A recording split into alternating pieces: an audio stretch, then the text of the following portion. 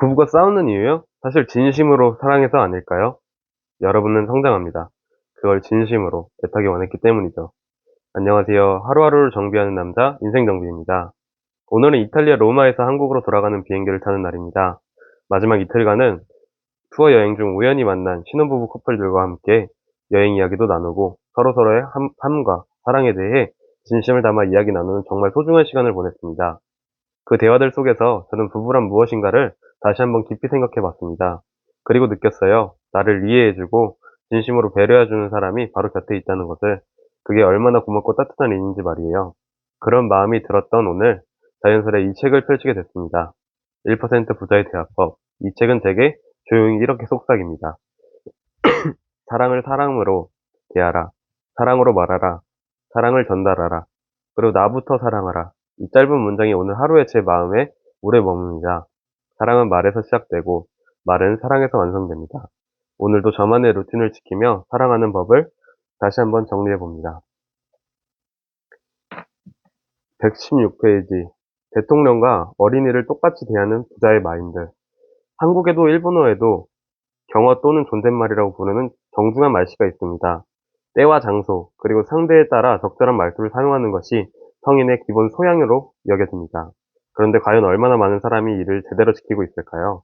저는 개인적으로 손 윗사람에게는 존댓말을 써야 하고 손 아랫사람에게는 반말을 써도 괜찮다는 규칙이 너무 어렵게 느껴집니다. 그때그때 적절한 말투를 골라 사용하는 것이 제게는 이만저만 힘든 일이 아니랍니다. 더구나 처음 만나는 사람은 자기보다 나이가 많은지 적은지도 알 수 없지요. 번번이 실례지만 나이가 어떻게 되시나요? 하고 묻는 것도 귀찮을 뿐더러 상대 역시 자기 나이를 밝히고 싶어 하지 않을 수도 있을 테니까요. 아무튼 너무 피곤하다니까요. 그래서 저는 오래전부터 누구에게나 밝고 정중하게 라는 원칙을 지키고 있습니다. 상대가 손님이든 제자든 친구든 저의 말투와 태도는 언제나 한결같습니다. 상대에 따라 태세를 전환하는 일은 없답니다. 대통령을 만나도 동네 꼬마와 인사를 나눌 때와도 똑같은 태도로 임할 테지요. 상대가 한 나라의 최고 지도자든 산골짜기에 사는 촌부든 상관없습니다. 저는 누구를 만나든 아낌없이 사랑을 내주었기에 신뢰를 범할까 걱정하지도 않습니다. 대통령을 동네 꼬마 대하듯 한다고 하고 놀라는 사람은 아마도 어린아이를 하찮은 존재로 여기는 것이겠지요. 하지만 대통령이나 동네 꼬마나 똑같은 인간입니다. 사람은 누구나 신의 동등한 자녀이고 사람 위에 사람 없고 사람 밑에 사람 없다는 말이 있듯 우리는 모두 귀중한 존재입니다. 이렇게 믿기에 상대가 누구든 정중히 대하는 것이 당연한 일입니다. 상대에 따라 말투와 태도를 바꾸는 것 자체가 머릿속이 혼란스러워지는 원인입니다. 중요한 비즈니스 협상을 하다 갑자기 착각을 일으키더라도 하면 큰 낭패가 아닐 수 없습니다. 거래처의 높은 사람에게 느닷없이 반말을 한다면 상상만 해도 식은땀이 흐르는 것 같습니다. 이런 실수를 막기 위해서라도 누가 들어도 불쾌하지 않을 말투와 태도를 기본값으로 설정하는 것이 좋습니다.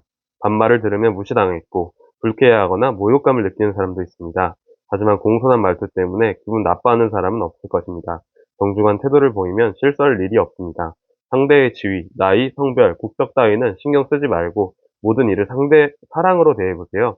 이것이 가장 안전한 방법이며 누구보다 자기 자신이 가장 편해지는 길입니다.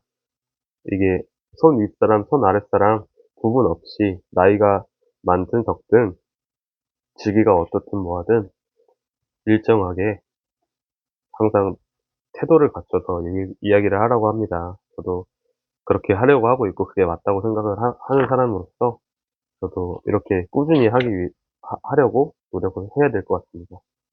다음으로 넘어가 분위기를 읽는 작은 배려. 분위기 파악 잘하네 못하네 하는 말을 자주 듣습니다. 분위기를 읽을 줄 모르면 어처구니 없는 발언으로 공기를 썰렁하게 만들거나 주위 사람이 하나둘 떠나가 외톨이가 될지도 모릅니다. 직장 상사가 분위기 파악 좀 하라 라고 잔소리하는 것은 자칫하다가는 고객의 신뢰를 잃을 수도 있기 때문입니다. 다만 문제는 분위기 파악하는 것이 쉽지 않다는 것입니다. 도대체 분위기는 어떻게 읽는 것일까요? 이런 고민을 안고 있는 당신에게 사이토 히토리식은 분위기 파악 비결을 전수합니다. 먼저 분위기를 읽는다는 것이 무엇인가 하면 그것은 바로 상대를 배려하는 것입니다. 즉 사랑이 있느냐 없느냐의 문제입니다. 친구가 모임에 여자친구를 데려왔다고 가정해 봅시다. 이때 눈치 없이 저번 여자친구가 더 예뻤는데 라고 말해서는 안 됩니다. 설사 그것이 진실이라 하더라도 절대 입 밖에 내서는 안 됩니다. 그 정도는 친구 본인도 이미 잘 알고 있을 것이며 그래도 지금의 여자친구를 선택한 데에는 다 그만한 이유가 있겠지요. 그래서 친구들에게 소개하는 것 아니겠습니까? 분위기를 파악할 줄 아는 사람은 좋은 사람 만났네, 여자친구가 정말 괜찮다라고 말합니다. 작은 배려, 그것이 전부입니다. 이 정도 배려심도 없는 사람은 사랑이 없다고밖에 볼 수 없습니다. 한편 다른 사람의 이야기에는 관심이 없고 오로지 자기 이야기만 하는 사람도 있습니다. 주위 사람은 모두 지겨워하는데 본인만 모릅니다. 이 역시 분위기 파악을 하지 못하는 사람의 전형인데 자기 중요감이 낮은 경우가 많습니다. 자기 자신을 소중히 여기지 못하는 것이지요. 이런 유형의 사람은 시종일관 스스로에게 인내를 강요하면서 자기 부정감에 빠져 있을 가능성이 큽니다. 주위로부터 자기 존재 가치를 인정받고 공감받고 싶어하는 심리가 독불장군처럼 자기 말만 하는 행동으로 표출되는 것이지요. 이 또한 근본 원인은 사랑을 잊고 사는 것입니다. 만약 자신이 여기에 해당한다고 느껴진다면 말하는 방법이나 내용을 연구하는 전에 자기 자신을 사랑하는 노력부터 해야 합니다. 자기가 좋아하는 일을 하고 자유를 만끽하세요. 그러면 저절로 사랑의 샘솟아 진정한 의미의 발명가가 될 것입니다. 부자의 이야기는 사랑만으로 충분하다. 저는 내 이야기 좀 들어줬으면 좋겠다. 나도 말하고 싶다라는 생각을 해본 적이 없습니다. 특별히 애쓰지 않아도 모두가 제 이야기에 귀 기울여 주기 때문입니다. 잠시 말을 멈춘 틈을 타 누군가가 끼어드는 일도 없습니다. 제가 다시 입을 열 때까지 모두 입을 꼭 다물고 기다린답니다. 감사하게도 여기저기서 만난 사람들이 저의 팬이 돼주어서 제 주위에는 실로 많은 사람이 모이게 됐습니다. 제가 아주 어릴 때도 동네 어른들이 "피토리야, 오늘도 이야기 좀 들려주렴" 하며 제 이야기를 듣기 위해 우리 집을 찾아올 정도였답니다. 돌아옴 돌아보면 참 별난 아이였던 것 같습니다. 장사를 시작한 뒤에는 더 많은 팬이 생겨 강연회까지 열게 됐습니다. 강연회를 개최하면 도쿄 중심가에 있는 2,000석 규모의 강연장 티켓이 순식간에 동의됩니다. 사이토 이토리의 이야기를 현장에서 듣고 싶다며 일본 각지는 물론 멀리 해외에서도 한 걸음 달려옵니다. 표를 구하지 못한 사람들은 돈을 얼마든지 낼 테니 자리를 마련해 달라고 합니다. 남의 이야기를 듣기 위해 돈을 내는 일이 일반적이지 않지요. 사실 공짜라도 들어주지 않는 일도 허다한답니다. 그런데 어째서 제 이야기에는 돈을 아까워하지 않는 것인지 저조차 신기할 따름입니다. 그래서 곰곰이 생각해 봤는데 아무래도 제게는 사람들이 좋아할 수밖에 없는 특별한 무드가 있는 듯합니다. 눈에 보이지 않는 것이라서 말로 표현하기 어렵지만 이야기를 듣고 싶게 하는 기운, 분위기 같은 것 말입니다. 그리고 그것의 정체는 사랑이라고 생각합니다. 사랑 말고는 달리 무드를 자아낼 만한 것이 제게는 없기 때문입니다. 일본에서 세금을 가장 많이 내는 사람으로 등극한 이유가 바로 이 무드라든가 성공해서 갑부가 되면 저절로 무드가 생겨난다고 생각할지도 모르겠습니다. 그러나 그런 논리로는 꼬마 사이토 히토리가 사람들로부터 사랑받는 이유가 설명되지 않습니다. 제 힘으로는 돈 한 푼 벌지 못하는 어린아이였고 당연히 세금도 내지 않았습니다. 이야기의 내용도 매우 유치했을 테지요. 그런데도 어른들의 마음까지 사로잡는 특별한 기운이 있었습니다. 어린 시절 제가 가진 것은 단 하나, 사랑이었습니다. 사랑만큼은 꼬맹이 시절부터 가슴 가득 지니고 있었답니다. 모습을 드러내는 것만으로도 일순간에 그 자리의 공기를 뒤바꾸는 사람이었지요. 단숨에 상대의 마음을 휘잡아 아무리 제멋대로인 사람도 얌전히 귀 기울이게 하는 강력한 기운을 발산합니다. 당신도 만약 그런 사람이 되고 싶다면 방법은 사랑을 키우는 것뿐입니다. 그런 건 만화 캐릭터나 가능한 이야기 아닌가 하고 생각할지도 모르지만 세상에는 실제로 그런 사람이 존재합니다. 사랑으로 영혼을 갈고 닦으면 누구나 신의 모습에 가까워질 수 있고 인류의 매력을 지닐 수 있습니다. 여기에서 계속 사랑을 엄청 강조하고 사랑, 진심으로 사랑을 해본 적이 있을까? 이런 생각이 드는 사람도 있을 것 같아요. 이 책을 읽으면서. 또 그거를 또 잘 알기 위해서는 소설책 좀 많이 읽어야 된다고 하더라고요. 근데 이제 사람이 사랑하는 표현이 다 다르기 때문에 또 이게 안 될 수도 있다고 생각은 합니다. 누구나. 전부 다 될 수 없기 때문에 그거를 또 노력으로만 안 된다고도 하잖아요. 진심으로 나오는 그런 사랑이 진정한 사랑이지 않을까 생각을 하며 다음으로 넘어가겠습니다. 통화는 더 밝은 목소리에, 통화는 더 밝은 목소리로 해주는 배려. 코로나19 대유행을 계기로 직장에 나가지 않고 집에서 원격 근무하는 사람이 많아졌습니다. 필연적으로 통화와 온라인 미팅도 증가했는데 이 같은 비대면 소통은 얼굴을 마주할 때와 달리 사랑이 잘 전달되지 전해지지 않을 때가 있습니다. 특히 전화는 표정을 볼 수 없기 때문에 상대의 기분과 감정을 파악하기가 어렵습니다. 상대의 목소리 톤이 조금이라도 낮으면 기분이 나쁜 것은 아닌지 불안해하기도 합니다. 저는 휴대전화를 가지고 있지 않아서 통화할 일도 없고 온라인 미팅을 해본 적도 없습니다. 의논한 일이 있으면 회사 동료나 제자들이 저를 찾아와 주는 덕분에 아직은 별다른 불편 없이 지내고 있습니다. 다만 최근 들어 원격 근무가 일반화됨에 따라 이와 관련된 질문을 많이 받게 됐습니다.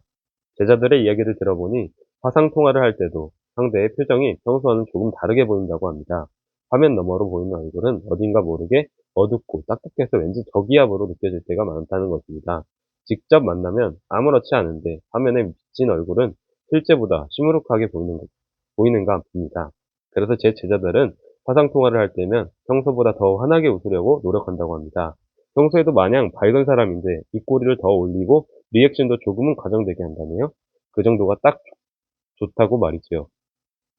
한편 표정을 보여줄 수 없는 전화의 경우는 목소리 톤을 높이거나 호응하는 빈도를 높인다고 합니다. 목소리 톤을 높이면 분위기도 밝아지고 당신과 대화하는 것이 즐겁다라는 감정을 전달할 수 있습니다.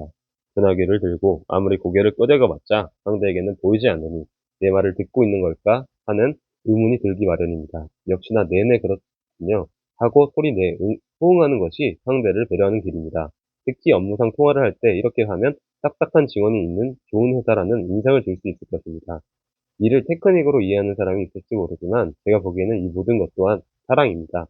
목소리 톤을 높이는 것은 상대가 밝은 분위기에서 편안한 마음으로 이야기하게 해주는 배려의 표현입니다.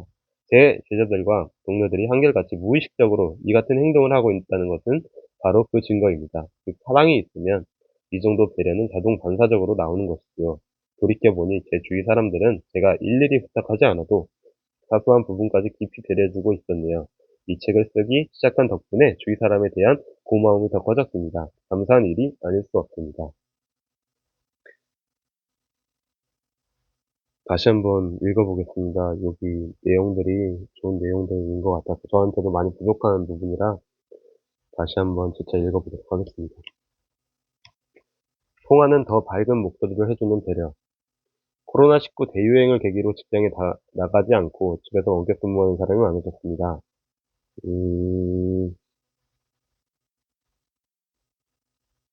비대면 소통은 얼굴을 마주할 때와 달리 사랑이 잘 전달되지 않을 때가 많습니다. 전화는 표정을 볼 수 없기 때문에 상대의 기분과 감정을 파악하기가 어렵죠. 이게 전화를 하면서 표정을 볼 수 없다.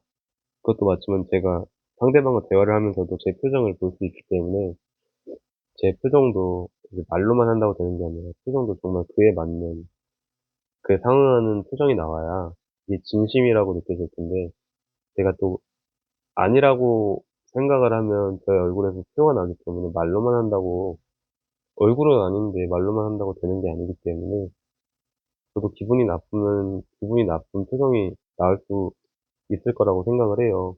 거기에 이제 큰 변화는 많지는 않지만 아무래도 그 미묘한 변화가 충분히 상대방을 기분 나쁘게 할 수도 있다고 생각을 합니다. 상대의 목소리 톤이 조금이라도 낮으면 기분이 나쁜 것은 아닌지 불안해지기도 합니다. 저는 휴대전화를 가지고 있지 않아서 통화할 일도 없고, 음, 제자들의 이야기를 들어보니 화상통화를 할 때도 상대의 표정이 평소와는 조금 다르게 보인다고 합니다. 화면 너머로 보이는 얼굴은 어딘가 모르게 어둡고 딱딱해서 왠지 저기압으로 느껴질 때가 많다는 것입니다. 직접 만나면 아무렇지 않은데 화면에 비친 얼굴은 실제보다 시무룩하게 보이는가 봅니다. 그래서 제 제자들은 화상통화를 할 때 평소보다 더 환하게 웃으려고 노력한다고 합니다. 화상통화를 할 땐 더 환하게 웃으려고. 평소에도 마냥 밝은 사람인데 입꼬리를 더 올리고 리액션도 조금 과장되게 한다네요. 그 정도가 딱 좋다고 말이죠. 한편 표정을 보여줄 수 없는 전화의 경우는 목소리 톤을 높이거나 호응하는 빈도를 높인다고 합니다. 목소리 톤을 높이면 분위기도 밝아지고 목소리 톤을 높이면 당신과 대화하는 것이 즐겁다라는 감정을 전달할 수 있죠. 전화기를 들고 아무리 고개를 끄덕여봤자 상대에게는 보이지 않으니 내 말을 듣고 있는 내 말을 듣고 있는 걸까 하는 의문이 들기 마련입니다. 역시나 네네 그렇군요 하고 소리내 호응하는 것이 상대를 배려하는 길입니다. 특히 업무상 통화할 때 이렇게 싹싹한 직원이 있는 좋은 회사라는 인상을 줄 수 있죠. 이를 테크닉으로 이해하는 사람도 있을지 모르지만 제가 보기에는 이 모든 것 또한 사랑입니다. 목소리 톤을 높이는 것은 상대가 밝은 분위기에서 편안한 마음으로 이야기해 주려는 배려의 표현입니다. 이게 상대가 밝은 분위기를 만들어주고 편안한 마음으로 이야기하게 해주려는 배려가 저에게는 부족했던 것 같다고 생각을 해요. 이게 대면하는 자리나 대면하지 않는 자리나 했을 때 충분히 상대방은 그렇게 느낄 수 있기 때문에 제가 많은 노력이 필요합니다. 다음으로 넘어가 부자는 상대에게 지혜를 내어놓는다. 저는 누군가의 고민을 들을 때면 언제나 마음을 다해 대답합니다. 상대가 원하는 것이 무엇일까? 를 생각하며 사랑을 담아 전달할 말을 신중히 고릅니다. 똑같은 질문을 받아도 상대에 따라 정반대의 대답을 할 때도 있습니다. 그 사람이 걸어온 인생, 지금의 상황과 감정, 성격, 취향 등등 다양한 요소를 고려하기 때문입니다. 그래서 일이 잘 되지 않아요. 라는 한 가지 질문을 받더라도 누구에게는 너무 애쓰지 않아도 돼요. 라고 또 어떤 사람에게는 마음을 다잡고 다시 도전해 보세요. 라고 조언합니다. 누구에게나 한결같이 힘내세요라고 말하는 것은 사랑이 아닙니다. 이런 천편일률적인 대답을 하게 되는 것은 상대의 마음을 헤아리려는 노력이 부족하기 때문입니다. 제가 정말 부족하다고 생각하는 게 이 상대를 헤아리는 마음이 부족하다고 생각을 해요. 참고로 애쓰지 않아도 된다는 평소 지나치게 열심히 하는 사람에게 하는 말입니다. 노력은 하지 않고 불평만 늘어놓는 사람에게는 열심히 해보면 어떨까요? 라고 말한답니다. 상대를 유심히 관찰하고 한다고 해서 적절한 조언이 나오는 것이 아닙니다. 사랑의 눈으로 바라볼 때 비로소 상대에게 필요한 말이 흘러나오는 것입니다. 신기하게도 말이죠. 그 안에 깊은 신과 그 사람의 밝은 미래를 믿으면 사랑이 저절로 샘솟습니다. 앞에서도 이야기했지만 저는 제가 만나는 모든 사람이 나의 영혼을 성장시키기 위해 신이 보여준 인연이라고 생각합니다. 옷깃만 스쳐도 인연이라는 말이 있지요. 소중한 인연으로 묶인 사람에게 두루뭉술한 말로 적당히 조언할 수는 없습니다. 이 세상의 최고의 조언을 해주겠다는 마음가짐으로 상대가 안고 있는 문제에 진심으로 뛰어들어 내 고민을 해결할 때와 동량의 열정으로 지혜를 나눕니다. 그러면 당연히 상대의 영혼도 기뻐하지만 제 영혼은 그보다 훨씬 더 성장한답니다. 상대의 영혼도 기뻐하지만 제 영혼은 그보다 훨씬 더 성장한답니다. 나는 참 말이 인상 깊습니다. 오늘의 답변은 여기까지 마치도록 하겠고요. 제가 오늘은 귀국하는 날입니다. 그래서 이제 오후에 비행기를 타서 내일 도착할 예정이고요. 내일 도착해서 또 열심히 짐을 풀고 하루를 또 정리하면서 독서를 꼭 하도록 하겠습니다. 오늘도 하루하루 정비하는 남자, 인생정비였습니다. 감사합니다.